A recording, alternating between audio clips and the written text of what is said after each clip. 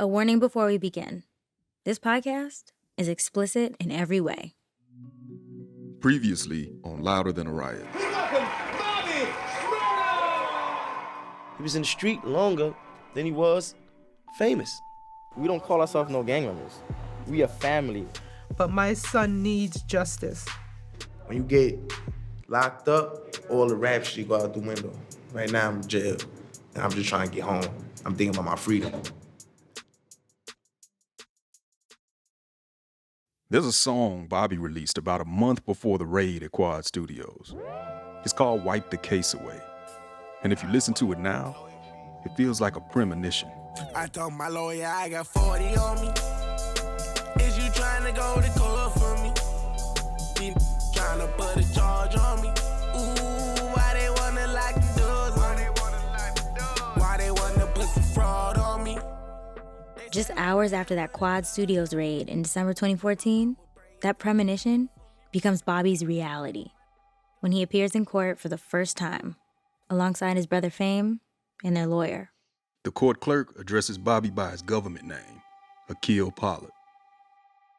"How do you plead?" the clerk asked him. Not guilty, Bobby's lawyer responds. Then the prosecutor says there is no question that Akil Pollard is a driving force behind the GS9 gang and an organizing figure within this particular conspiracy. The prosecutor goes on to talk about all kinds of criminal activity involving Bobby. Weapons, drugs, even shootings in broad daylight.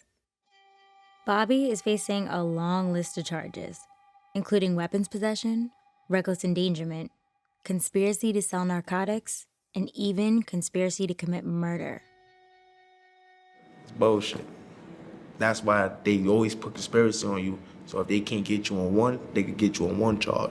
And when they get you on one, they're gonna give you the max. That's what they do. So they put a whole bunch of bullshit charges so you could just blow the least one. And they give you the max.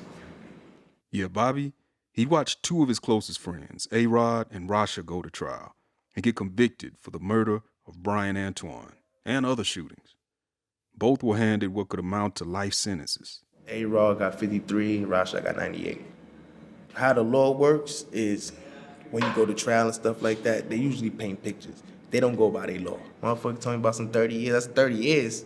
The fuck you talking about 30 years for what? That's these people crazy.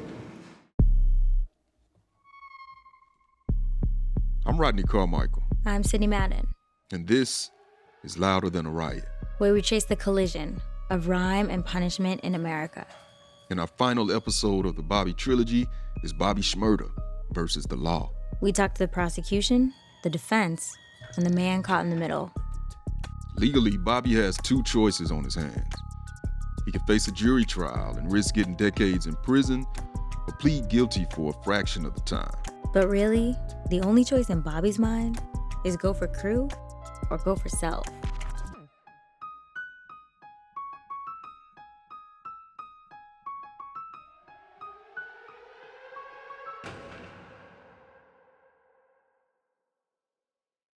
Support for this podcast and the following message come from Simply Safe Home Security. The holidays are upon us, and Simply Safe is having a holiday sale to help keep you safe. U.S. News & World Report recently called Simply Safe the best home security of 2020. Whether you are traveling or staying put for the holidays, Simply Safe can easily be set up by yourself in about 30 minutes. Head to simplysafe.com/louder for 30% off Simply Safe plus a free security camera. Support for NPR and the following message come from Quantity & Associates, a full-service creative agency and studio helping brands grow by pushing culture in the right direction while introducing a new era of thinking. With a business model designed to help companies excel, they specialize in melding the worlds of marketing, content, technology, and influence. Quantity works with brands of all sizes, ranging from Fortune 100 clients, public figures, and small businesses. Find out more at quantity.com. When Bobby got indicted after that Quad Studios raid, his first lawyer on the case was this guy.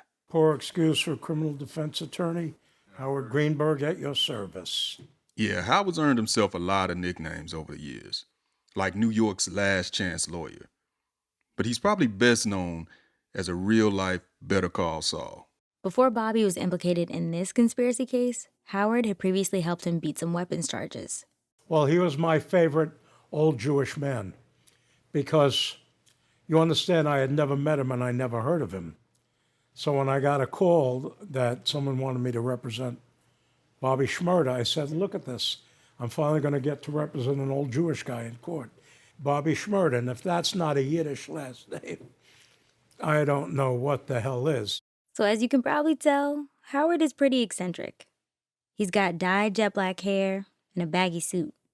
His second-floor walk-up office near Cobble Hill, Brooklyn, is adorned with just as many articles about himself as framed, full-size gangster movie posters. Yeah, and despite Howard and Bobby being different in almost every way you could imagine, he was actually in Bobby's shoes once upon a time. He'd seen conspiracy cases before, from the inside. In the 1980s, a young Howard Greenberg was working as a copywriter for an ad agency. When I met the gal who turned out to be the daughter of a well-known mafioso. Now, he claims he had no idea about this till after they were married.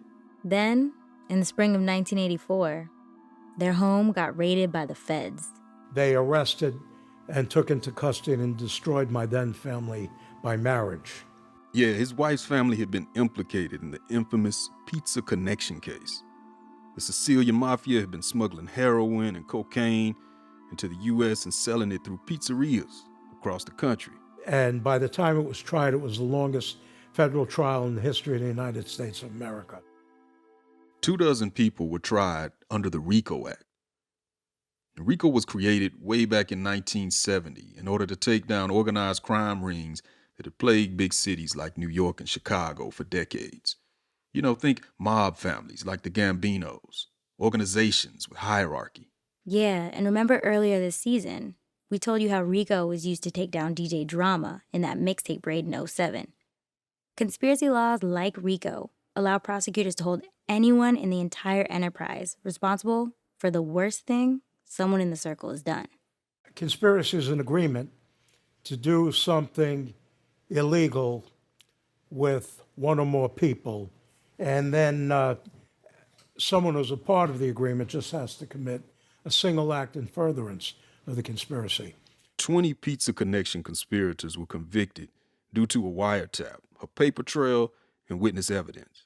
Howard's father-in-law and his wife's uncle both were ultimately convicted. Yeah, and that springtime raid, man, it changed Howard's life for good.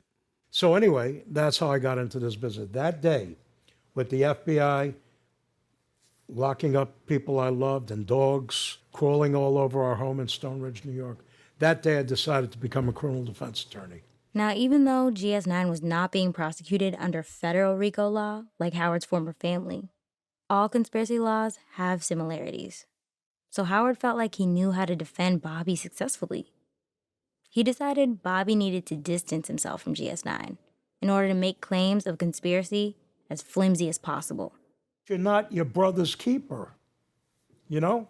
And my theory about defending him, this kid was rich and he was busy. He didn't have the time to get into this bullshit with the people who were hanging on him and around him. And I still believe that until today. But see, here's the thing about Howard's theory. It doesn't take into account the code of the streets that Bobby came from. For Bobby, you are your brother's keeper. And GS9, to him, it was a brotherhood. But Bobby's celebrity would put even more eyes on his crew. Well, how much do you think that Bobby being this sudden success story? Everything to do with his arrest. So he's 19. He just signed on for $1 million, or whatever it is, with a record company. The scumbags who were hangers-on in and around him did bad things that were all documented. And he was an easy target for law enforcement. But Howard never got to use his rich and busy defense in trial.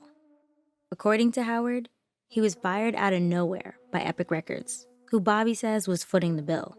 Well, I was getting the case ready for trial when I was unceremoniously relieved of my duties by folks who think they know better.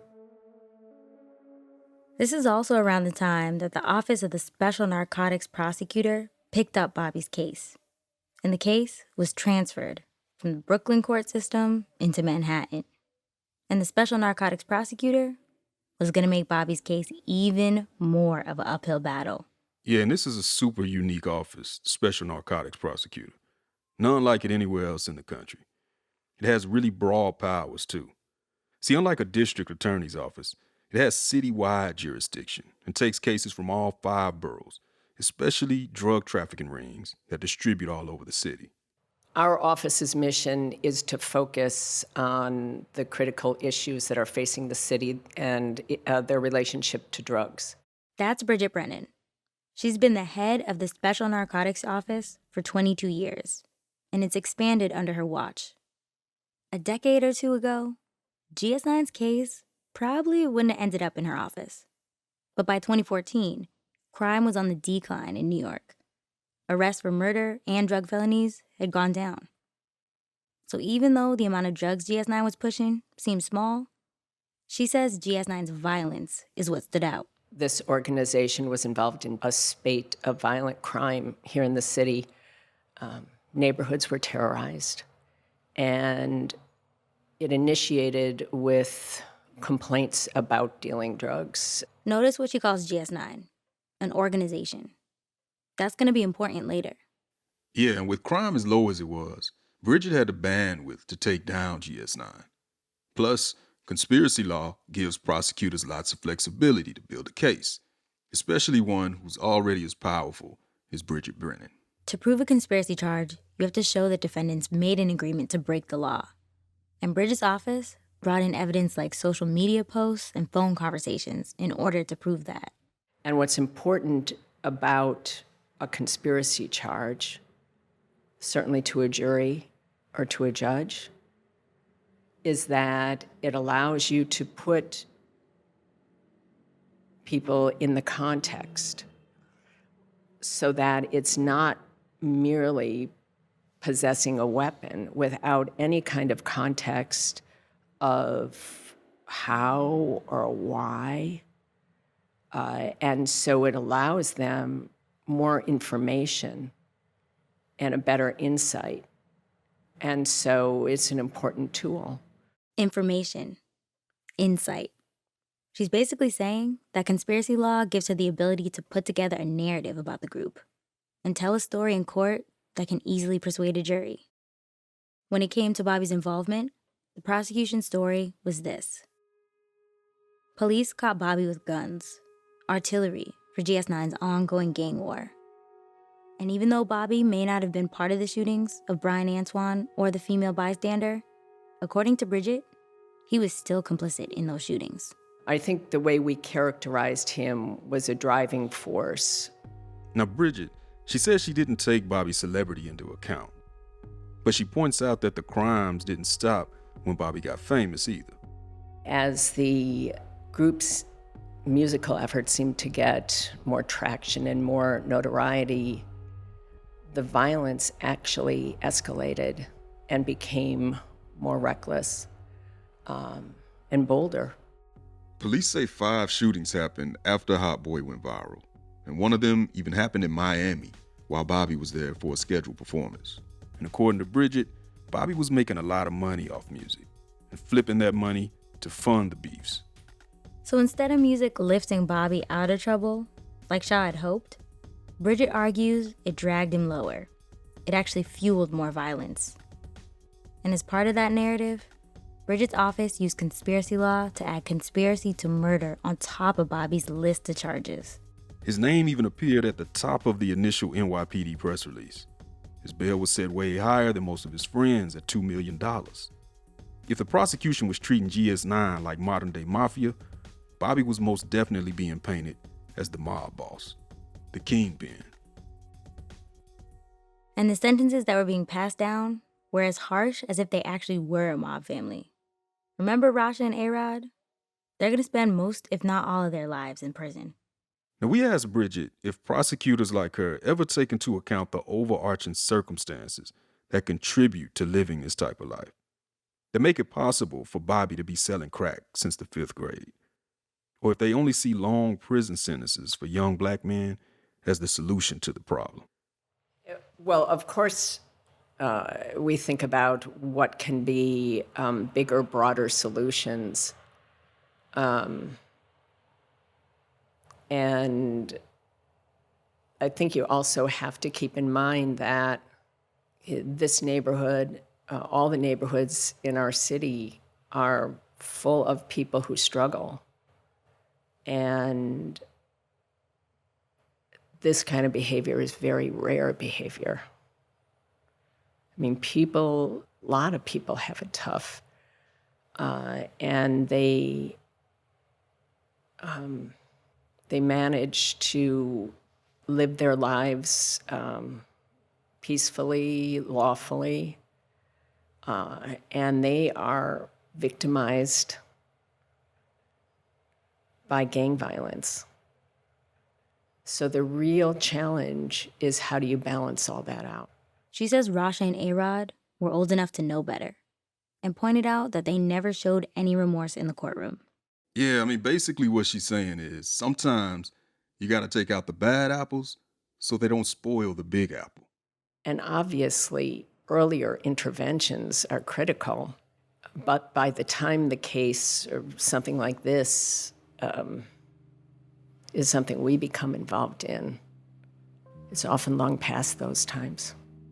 But see, this rationale, it totally glosses over the inequalities that plague a neighborhood like Bobby's. The things that distinguish the struggles of East Flatbush from the Upper East Side. Nevertheless, Bobby's day in court was just months away.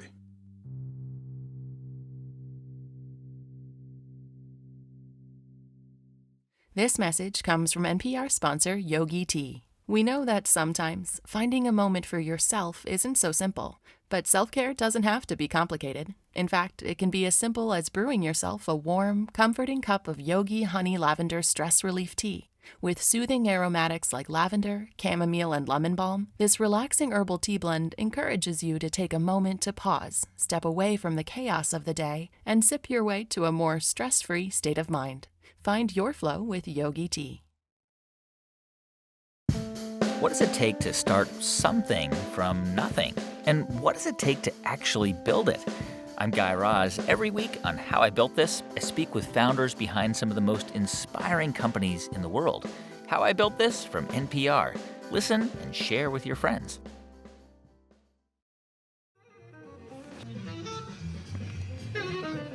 It's a dreary day in December 2019. We're in the car with attorney Kenneth Montgomery. He's the lawyer Bobby hired after dropping Howard Greenberg. Jazz plays on the radio as we drive down Eastern Parkway and debrief about what we saw while shadowing Kenneth in court earlier that day. We're leaving 100 Center Street, Manhattan Supreme, and heading to my office in Brooklyn. Can you tell us about the feeling of the courtroom? From me personally, it's a sign of oppression. Look who are the people who are going before the judge. Most of them are people, men particularly, of color. People in the thralls of poverty. Most of the judges, most of the prosecutors are white. I know you deal with it. You're like in and out of courtrooms all the time, and you might be like desensitized to the fear. I'm not desensitized, because when you desensitize, you shouldn't do this work. Can you tell us about? We arrive at his office in Crown Heights, where his awning reads criminal defense, civil rights, personal injury. And under that, the glass in the front window has been wrapped with a blown-up photo of black boys in the 1980s, an image shot by legendary street photographer Jamel Shabazz, a close friend of Kenneth's. You get the sense that this isn't just an expression of his work. It's who Kenneth is. Now, when Kenneth took on Bobby's case, he understood it as pretty much open and shut. It wasn't anything abnormal about the case. It was a special narcotics investigation. I've represented tons of those cases before, state drug conspiracy cases with some violence. The only thing that made that case unique was that two of the young men had recording deals. Yeah, so their relationship was pretty much like this. Kenneth wanted Bobby to face the facts of the case, and Bobby, he wanted to do anything but. But Kenneth also understood where Bobby was coming from. I did feel a certain sense of responsibility, and someone who could have been my son tried to get to him. We wanted to spend some time with Kenneth to understand why this case was so important to him. But in the process, we also discovered how similar Kenneth and Bobby really are. Just like Bobby, Kenneth came up in Brooklyn, Brownsville to be exact. Yeah, and as a youngster, man, Kenneth was kicking up much dust. Running around acting crazy with my friends, robbing people on trains, fighting other groups of kids, running into stores, robbing stores, boosting. And danger was always a second away. That was the code of survival that he was learning to live by. Take the time in high school when he and his friends, all from Brooklyn, started hanging out with a kid from Harlem. Now, this guy's Harlem homies. They were not feeling that. They beat him up, put him in a hospital in a coma. We find out, everybody from Harlem we beat him up. And one of those fights got vicious. He just happened to punch me in the chin. It was wintertime. He had a razor blade in his fist. If anybody who's been in a fight in the winter, you don't really feel much. So because it was a razor blade, it was a clean cut. I didn't even know I was just kept fighting. I didn't know I was cut to that degree. I remember all of the old guys that I looked up to who was fond of me had told me like I had to get somebody back for that. So it was a period after I got cut in the face where I definitely assaulted quite a few people with the razor blades on the trains, A train, 4-5 line, definitely, as a form of getting back. You know, there's something about not wanting to be a victim and trying to control your scenario and not becoming a victim. And when you get victimized, you don't ever want that. You hate that feeling. You don't want to be victimized again. Yeah, but protecting yourself, that was only one part of it. It was also about projecting an image in an environment where image is everything. And when you live in a concentrated neighborhood like that, where you're always on stage, that's very important because that affects how you're accepted by your peers. I mean, that affects how people treat you, how they look at you. And that was peer pressure at its finest. Sounds a lot like Bobby, right? But in Kenneth's case, he got a chance to outgrow it. I think Bobby, and the difference with me and him was that I think he embraced it. I knew all that shit would get you in trouble at some point. Kenneth eventually went to college and then to law school. Now, having that opportunity, it really broadened his options, but it also expanded the way he saw himself. I had internalized being a lawyer with being smart, and I had internalized that America didn't think we were smart. So for me, lawyer was to be smart and to be dangerous to this system. Smart and dangerous. Mm-hmm. Now, after he passed the bar, Kenneth didn't go straight to the type of defense work that he's become known for. He started his career, check this, as a New York City prosecutor. A gang prosecutor, in fact. I was in a unit that was one of the first prosecutor's office in this city that started cultivating gang cases. This was in 1997. Around the same time, Bridget Brennan was moving up through the ranks of the Special Narcotics Office. And being a prosecutor, it might seem a little out of character for Kenneth, right? But see, he knew that it would make him a better defense attorney in the long run. And that's the only reason I became a prosecutor. Just to learn it from that. To get the information, to be the spook by the door. Okay. That's the perfect analogy. That's the perfect analogy. Okay. Personally, when I look back at it, it gave me a really close-up view to how insanely unfair this system is. You come to work one day, you approach the bench to speak to the judge, and the judge tells you no defendants at the bench. You go to brief a case, and the prosecutor, supervisor, white supervisor, he sees the kid who's grown up in East New York or with an East New York Brownsville address, and he makes racist assumptions about that kid and what his crime or his accusation is and what his bail should be. It's not a mistake that we have 2.5 million people in jail and the majority of them look like that. This is not a mistake. This is what you want. Apples, you go to an apple orchard. You want defendants, you go to Black and Hispanic neighborhoods. And when Kenneth took on Bobby's case, he saw it as an extension of all those problems. And it was clear to him why the prosecution was using conspiracy charges to bring down Bobby and GS9 all at once. But he definitely didn't believe in comparing GS9 to the mafia. A group of kids growing up in an oppressed neighborhood with no organization, no structure, no pattern, no suppliers, making no money. That's not an enterprise. A neighborhood is not an enterprise. It's not a gang. Kenneth definitely thought the charges were overblown. The conspiracy to commit murder was weak because they cannot point to anything that I thought they can say Akil Pollard was instrumental in someone getting shot or killed. They were doing that based on the association. In fact, Kenneth says, just look at the wiretap phone calls. There's nothing in these conversations where you can say Bobby Shmurda was some sort of leader ordering or directing these people to do anything. Remember, prosecuting a case of this kind means creating a narrative that GS9 was a gang and that Bobby was, quote, the driving force. And who would that narrative be most effective on? A jury made up of people outside his community. You take a bunch of kids, a bunch of people from Brooklyn, and all of a sudden now they're being prosecuted in Manhattan. Why is that distinction important? Why is taking a Brooklyn cat to Manhattan different? It changes the nature of the prosecution. You take a case out of Brooklyn and you put a young kid in a Manhattan jury, which traditionally know nothing about the issues that happen in Brooklyn. And now they're judging.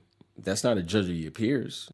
So you see, it really didn't matter how wrong Kenneth Montgomery or Howard Greenberg before him thought the prosecution was about Bobby and GS9. How many holes they could poke in those arguments Bridget Brennan made. The fact was, Bobby would face a tough crowd in court. And on top of that, he could be made responsible for his friends' actions. These tactics, they become more and more common among prosecutors in recent years, especially against crews like GS9. And you know what?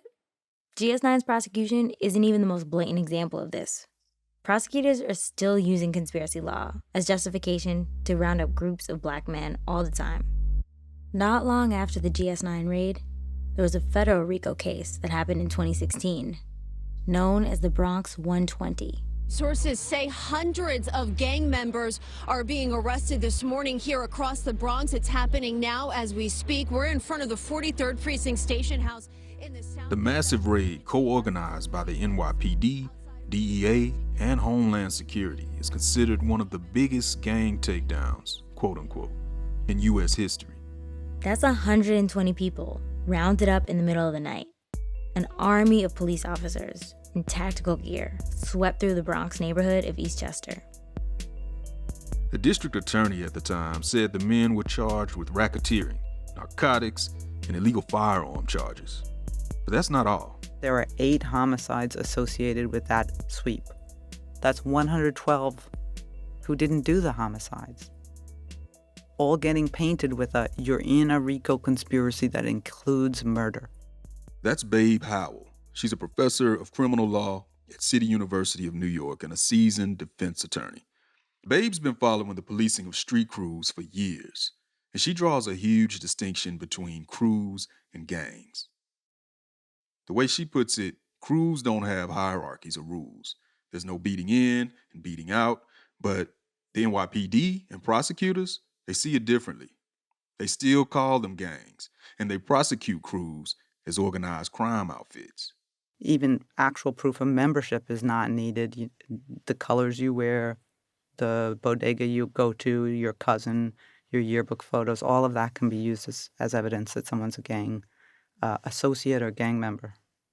Conspiracy laws make a conspiracy incredibly easy to prosecute, nearly impossible to defend, and they carry very, very harsh penalties. According to Babe's research, when all was said and done, most of them were only guilty of misdemeanors, like marijuana sales. But they ended up pleading to felony charges because of RICO. And the vast majority of those convicted were under 30 years old. So whether they were convicted or not, whether they were found to be in a gang or not, that was 120 young men who were put into contact with the system and strapped with felony charges. In fact, a recent study showed 86% of federal RICO prosecutions involve people of color. 86%. Now, people who defend conspiracy laws typically argue that they might be a deterrent, a tactic to persuade young folks not to join gangs. But here's what's wrong with that logic. Putting people behind bars often has the opposite effect. Gang membership is a transitional phase. People tend to join in adolescence. They quit a year or two later. They get a job. They have a child. They find a girlfriend. They move out and move on.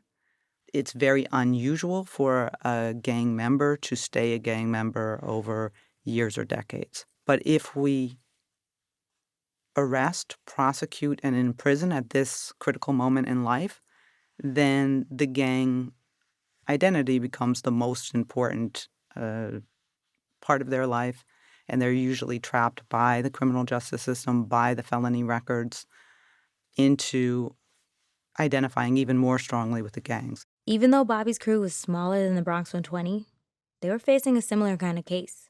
And Kenneth knew that. In fact, he had defended a member of the Bronx 120. He knew the risks of taking Bobby's case to trial. He took a hard look at the evidence and was faced with a difficult reality. I thought a kid that age, with that much at stake, with evidence that was, I'd say it was probably overwhelming for the type of case that it was. Trial was a nonsense. Yeah, he actually thought Bobby should plead guilty to avoid trial. I mean, that is the way it goes for 94% of criminal defendants. Prosecutors offer them a plea deal, and they take it. So what's the first piece of advice that you're giving to Bobby and his family once you've had a chance to, look at the evidence? Yeah. I told him that I think we should see what the lowest number we can get and get him in and out of this thing. I'm like, what you mean the lowest time? So I said, you supposed to be going to the district attorney, something. You know what I mean? I'm not district attorney, the attorney general. You're supposed to be doing a whole bunch of other shit. Tensions got so bad that there wasn't much more Kenneth could do. So Bobby fired him. He was determined to have his day in court.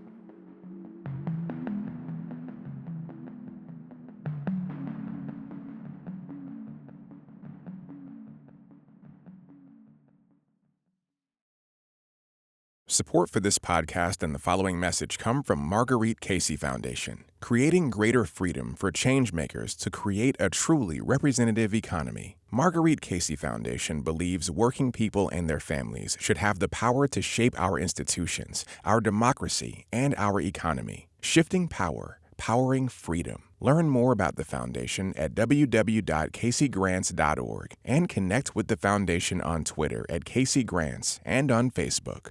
The past is never past, and every headline has a history. I'm Ramteen Arablouei. I'm Rand Abdel Fattah, and we're the hosts of Throughline, NPR's history podcast. Each week, we go back in time to better understand the present, bringing lesser-known stories and perspectives to the surface. Subscribe and listen to Throughline from NPR. By the end of 2015, Bobby had been locked up and awaiting trial for almost a year. He'd spent his 21st birthday in jail. His career was on hold. And all these crucial markers of his adulthood, they were basically frozen in time. That summer, Bobby hired his third lawyer, Alex Spiro. I saw a scared kid, and I wanted to help him. Now, Alex is a well-known Manhattan attorney from a top-tier law firm who's also represented the likes of Jay-Z. And he's currently the lawyer on staff at Roc Nation's criminal justice arm, Team Roc. Now, according to court documents we reviewed, Alex had tried everything he could to help Bobby's case by filing motions to dismiss some evidence and throw out some of the charges. But none of that worked. The odds against Bobby had just stacked higher and higher. And Bobby was never able to raise that $2 million bail. So at this point, he'd been stuck behind bars for nearly 2 years. Having an incarcerated defendant disconnects them from society, makes it harder for them to defend themselves, harder to work with their lawyer, harder to review discovery and evidence, harder to procure witnesses on their behalf. On a Friday in September 2016, the prosecution finally told the judge that they're ready to begin trial in the case of Bobby and his 3 GS9 co-defendants, Rowdy Rebel, Montana Flea, and Quano. Jury selection was scheduled to begin in 3 days. Trials are very unpredictable. Let's say the chances of losing is 10%, but 10% is life in jail. That 10% has to be weighed awfully seriously. So, the prosecution gave Bobby and his friends an ultimatum. Take a plea deal or go to trial. But there was a catch. See, the type of deal that they were offering, it's called a global plea deal. And if one co-defendant declines the offer, none of them get it. Bobby is facing more than 50 years if convicted.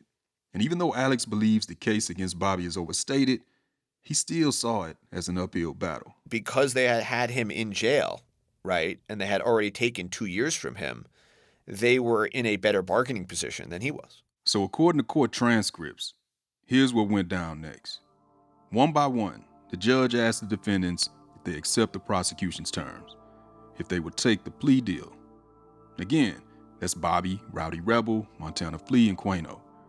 Rowdy Rebel is offered 7 years. He agrees to plead guilty. Montana Flea is offered 7 years. He agrees to plead guilty. When the judge gets to Bobby, he offers him 7 years. And this is where Bobby tells the judge, "It's my understanding that my co-defendant is not interested." The judge says, "I'll have to speak with him separately. My question to you is whether you're interested." And Bobby thinks for a moment, and then he decides to take the deal. "Yes, Your Honor," he says. Quano's up next. He's the co-defendant Bobby was referring to. But unlike the others, Quano has been charged with committing several non-fatal shootings. So he's being offered the most time. 15 years. Check this. Quano decides not to take the deal. The judge says he has to take it or everybody's going to trial.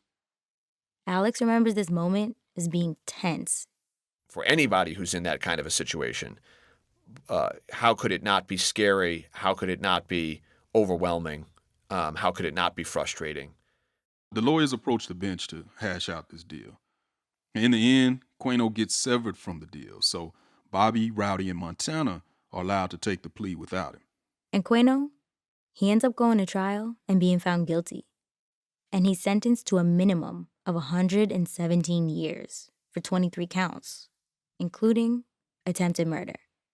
Now, that's about 8 times longer than the deal he was initially offered. As for Bobby, he was originally charged with 8 counts, including conspiracy to murder and reckless endangerment. But in the end, he only had to plead guilty to 2 crimes, 1 count of weapons possession and a related conspiracy charge. Yeah, the prosecution dropped the other 6 counts, including the most explosive one, conspiracy to murder. Howard and Kenneth both told us that evidence for that charge was weak anyway. Now, Bridget was pretty reluctant to talk about anything Bobby was charged with but didn't plead guilty to. So we asked her, did you have the evidence to convict Bobby of conspiracy to murder if it had gone to trial? Or was it just a negotiation tactic to secure his conviction? What difference does it make in the end, right? I mean, he pled guilty to charges that he agreed he was guilty. We agree he's guilty. I'm not going to talk about the murder conspiracy because we didn't prove that charge beyond a reasonable doubt. We wouldn't have brought it had we not thought we could prove it beyond a reasonable doubt. But I hardly view his plea as anything but appropriate. So I'm not going to now talk about how they might be guilty of other crimes that they did not plead guilty to. It wouldn't be fair and it wouldn't be right. Critics of plea deals see it differently. To them, what isn't fair is how prosecutors throw everything but the kitchen sink at defendants in order to get them to agree to a plea deal with little justification, especially when 94% of state prosecuted cases end in a plea deal. So, what's clear is this. Bridget Brennan withdrew the conspiracy to murder charge in Bobby's case, but it still helped her get a guilty plea out of Bobby in the end. Bobby says he only took this deal to help Rowdy and Montana Flea avoid trial. Otherwise, he says he would have fought for less time, or gone to trial himself. Yeah, that's the reason why Bobby is still seen as a hero and even a martyr to a lot of folks. It's why so many in hip-hop are really rooting for him when he gets out. So the irony, of course, is that where this conversation started is that these kids, like I said, stuck together like brothers. And at the end, they were told, if you don't stick together now, your brother may get more time. 1 month later, Bobby's back in court, and this time it's for his sentencing hearing. Now, at this point, the plea deal is already locked in, so this should just be a formality. But then something goes left. And this right here, this is the climactic part of Bobby's sentencing hearing that doesn't get talked about enough. It's here where Bobby tries to renege on his plea deal in court. On this day, Bobby's alone. None of his GS9 Codies are with him. According to court transcripts, Bobby tells the judge in the middle of the hearing, "I want my plea back. I was forced to take this plea. I don't want it." "Take it back," he says again. "I don't want the plea." And that's when his lawyer, Alex, jumps in, trying to smooth over the situation. Alex says, "My client is clearly frustrated." He explains that Bobby is concerned about, quote, "the way conspiracy laws work to make him responsible for his friend's actions." "Leave me alone," Bobby tells Alex. "I withdraw my plea and I'm firing you." Now, all of these details come from court documents. We don't know what Bobby looked like or how he sounded in the moment.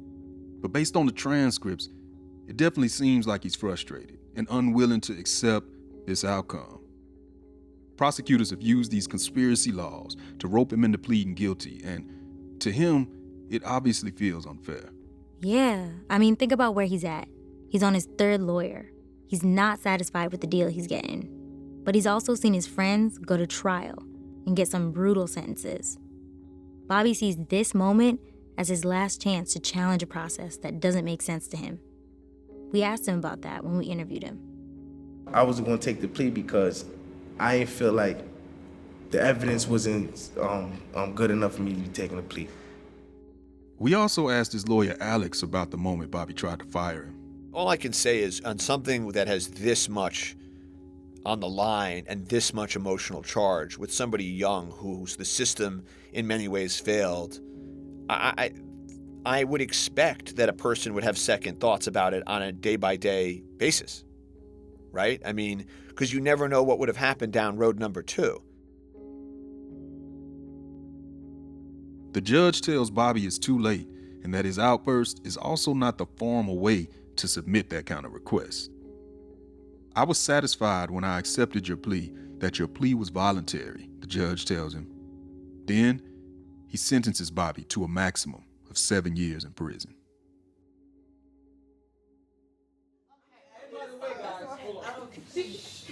These guys in the back are from NPR. When we catch up with Kenneth Montgomery again, it's on the last day of the fall 2019 semester of his class at Brooklyn College called Blacks in the Law. We're sitting in the back of the classroom, observing him teach. Now, Kenneth hasn't spoken to Bobby in 5 years, but man, it's clear that he's still thinking of him, especially as he addresses his students. Because I also represent, I do a lot of federal work. I do capital murder. I get the calls when the young rappers who supposedly gang get jammed in Brooklyn. And it seems like everybody getting signed from Brooklyn has affiliation to gang. You know, whether it's Pop Smoke or it's true, right? Bobby Shmurda, whoever.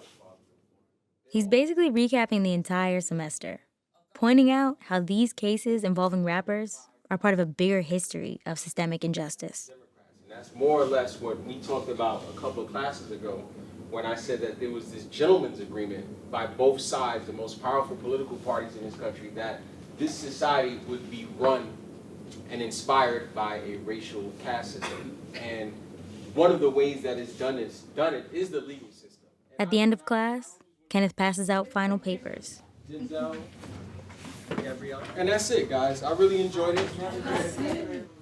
Email me. Some students stick around after class to thank Kenneth. But after that, we sit in the empty classroom with him to chop it up.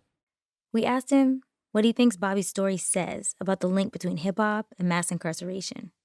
and what's missing from the way we talk about Black and brown men and their entanglement with these systems. He tells us about an image that went viral right around the time he was repping Bobby in court. You know, it's this stupid meme that goes around of me, him, and a court officer boy of mine. I don't know if you've seen it. Yeah, we've seen it. Yeah, man, and in this meme, Bobby's in a prison-issued gray sweatsuit, and his hands are cuffed behind him. And Kenneth is standing beside him in a sharp gray suit. He's wearing a nice watch, his arms are crossed, and he's looking down like he's contemplating his next move. But behind them, there's a law enforcement officer, full uniform, like a bailiff, standing there super straight and at full attention. All three men are Black, and the caption says, 3 men in 3 different positions. In America, your color doesn't define your future. Your choices do. And it looked like it was probably drafted by some young Proud Boy or right-wing guy who wants to inject in this social mean factoidal world we live in now. But everybody don't have autonomous choices.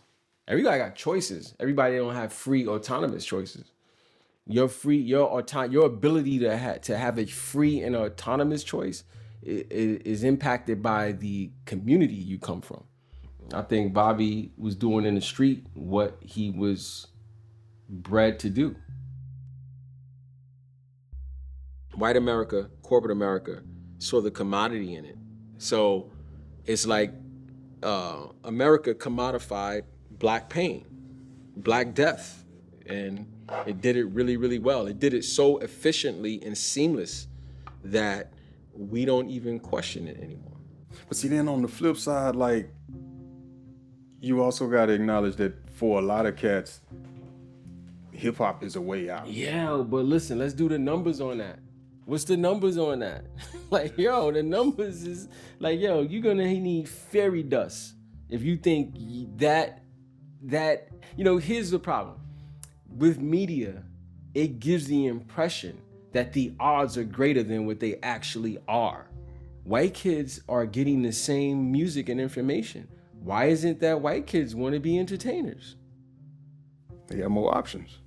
Entertainers have now become synonymous with Blackness. We have to have a serious reflection process. Our solutions have to be appropriate not only to the problem, but they have to have room to breathe to create an opportunity and a roadmap for a future generation of young people. Young people like Bobby, who Kenneth still has hope for. His mother approached me one day, saw me outside of court in Manhattan, and she said she's sorry that, she should have listened. I said, you don't owe me an apology. I told her the best thing that I think could happen is that this kid is gonna come home still a young man, and hopefully with some maturity and a different perspective, and he gets to control his narrative a little bit better. And I wish him well, Bobby's been serving out his prison sentence for about 6 years now, up at Clinton Correctional Facility in Dannemora, New York. Now, this prison, man, has held inmates since 1845, and Bobby's far from the only rapper to be in prison there. Rappers ranging from Shine to Old Dirty Bastard to Mano, even Tupac, who immortalized Clinton Correctional when he name-dropped the prison in his 96 track, Picture Me Rolling, after doing a bid there. Number 1 on my list, Clinton Correctional Facilities. All you bitch-ass CEOs. Can you niggas see me from there? Balling on y'all punk ass. In 2018, we made the 5-hour drive up to Clinton Correctional to visit Bobby.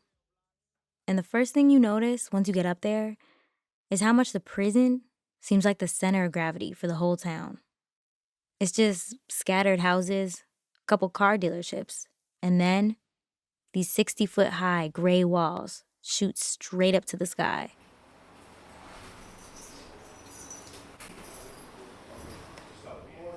It takes us about 20 minutes to get through security. After that, the CO sets us up in a small interview room with barred windows, a table, a few chairs, and a rotating fan. Then after a few minutes, Bobby comes in through a separate doorway with two officers who stay in the room during the whole conversation. You guys ready for him? Yeah. Yes. Kevin. What's up? Good morning. I'm Sidney. When he first walks in the room, the first thing I noticed was how much more grown he looked. Much more filled out than that little kid jumping around in the Hot Boy video in 2014. And his smile was really bright. Yeah, but behind that smile, man, his eyes looked a little sad to me. Kind of distant. Especially when we asked Bobby about his case. How do you feel about them kind of like painting you as the ringleader in the whole indictment? They only did that because of the Bobby Shmurda shit and that I was CEO of the label. It was painted as I had the money, I'm the gang leader, and the people I grew up with, they murderers and stuff like that, all this crazy shit. And that's how they painted the picture, and people just go along with it, you know what I'm saying, because they have a badge or something. So now they looked at, their word is golden. What's something people don't know about you that you feel they should? I'm not a criminal. Elaborate on that. I'm not a criminal. I always looked at myself. Like even the people in here, they call me like, they say convicts, we felons, but I don't look at myself as a convict or a felon. I look at myself as a hostage right now. Bobby says he read through his own case file for the first time in jail while he was in protective custody. I knew it was bullshit. The bail, everything, I knew it was bullshit. You feel like, have you learned more about like gun charges and conspiracy laws now? On the other side I know. of it? I gotta get security when I go home this time, I know that. So I got like, I learned about the gun law more because that's been my problem. So I learned that even as a felon, I still can't have a gun, but I can have security. So I told my bros who don't got felons and stuff, go get your license and stuff like that. I'm saying, I tell a lot of people, rappers these days now that too. I'm saying, because nobody want police as security. Now, this is the closest that Bobby ever gets in our interview to acknowledging any wrongdoing associated with his conviction. To basically admitting that he had guns for security. And security will probably still be a necessity for him when he gets out, jumps back into the music game.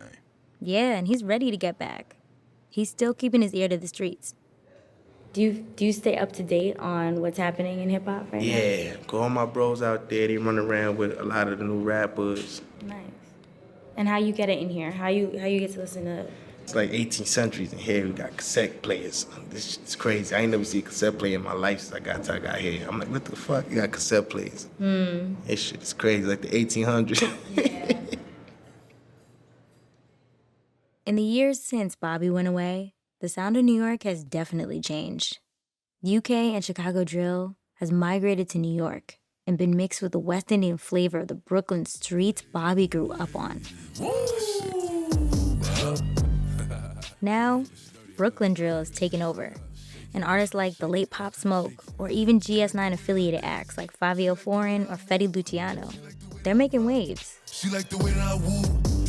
And a lot of the seeds of this movement trace back to that viral whirlwind that Bobby and Rowdy created back in 2014.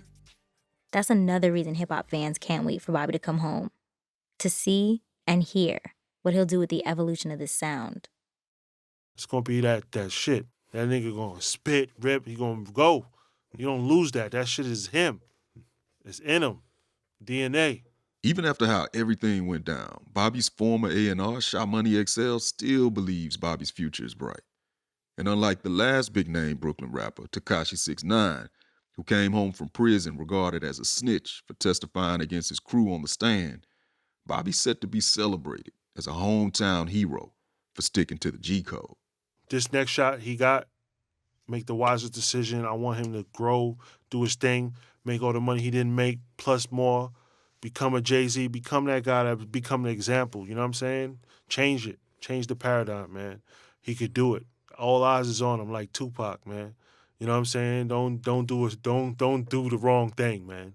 Do the right thing. Stay righteous. He's gonna come home even more respected, even more popular. Yeah, Mano's got hope for Bobby too. Man, all Bobby got to do now is just take advantage of the system. You know, he's gonna come home. He's gonna come home hot. So take advantage of that. Get to the money. Get to the bag. Get in the studio. You wanna wake up and see cars in your driveway. You wanna, man, come on. You wanna have a driveway? Yes. Yeah. And live, man. Live. Live. We don't have nothing else to prove no more. Everything else, everything that we proved is already proven, right? So it's like, how real can we keep it? How real do we want to keep it? No, it's already done. Live. Live. In a sense, living is the one thing Bobby never got a chance to do. Because when labels prioritize your authenticity, your friends prioritize loyalty, and the criminal justice system prioritizes convictions, it can be hard to remember that living should be your top priority. And that's still about to be the case, even when Bobby gets out. Earlier this year, his parole was denied. So instead of coming home this December, like fans had hoped, he'll be getting out in December 2021. And he'll spend the next 5 years on supervised release. So when you get out, you're gonna go back to rapping, but you're not gonna be in Brooklyn.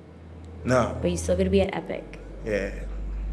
I'll be in New York to handle business or do a show, but I don't want nothing to do in New York. What do you think is the biggest lesson you've learned out of everything? My black ass should have started rapping since I was 10 or something. You should have started rapping? I should have started rapping before it, yeah. And never been in the streets? Yeah, I've never been in the streets.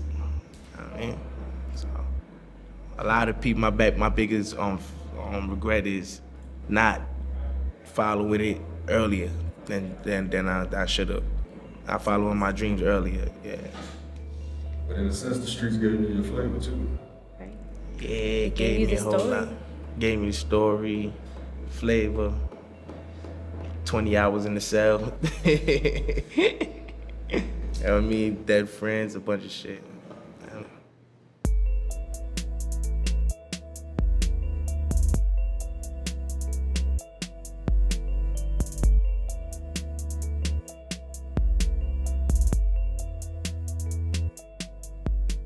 Hey y'all, we're taking a break for the holiday.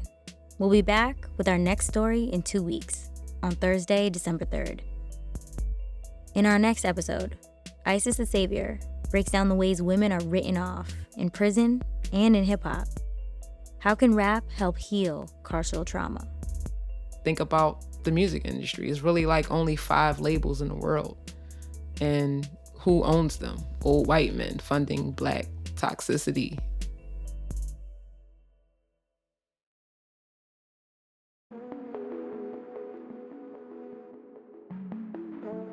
This episode was written by me, Rodney Carmichael, and Adelina Lancianese.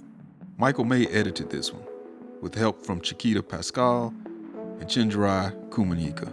It was produced by Adelina Lancianese and Dustin DeSoto, with help from Matt Ozug and Sam Leeds. Josh Newell is our engineer. Senior supervising producers are Rachel Neal and Nigel Eaton. And shout out to the bigwigs, Steve Nelson, Lauren Anke, and Anya Grunman. Original music by Casa Overall and Ramteen Arablui. Our digital editor is Jacob Gans. Our fact checker is Jane Gilvin. Our lawyers are Kimberly Sullivan and Caitlin Gurney. And special shout out to all our interns who helped make this trilogy possible over the last 2 years. Angela Velez, Alec Cowan, Aaron Slumsky-Pritz, Sam Leeds, and Babette Thomas. Hit us up on Twitter. We're at Louder Than A Riot. Rate and review us on Apple Podcasts. And to follow along with all the music you heard in this episode, check out the Louder Than A Riot playlist on Apple Music and Spotify now. And if you want to email us, we're at louder@npr.org.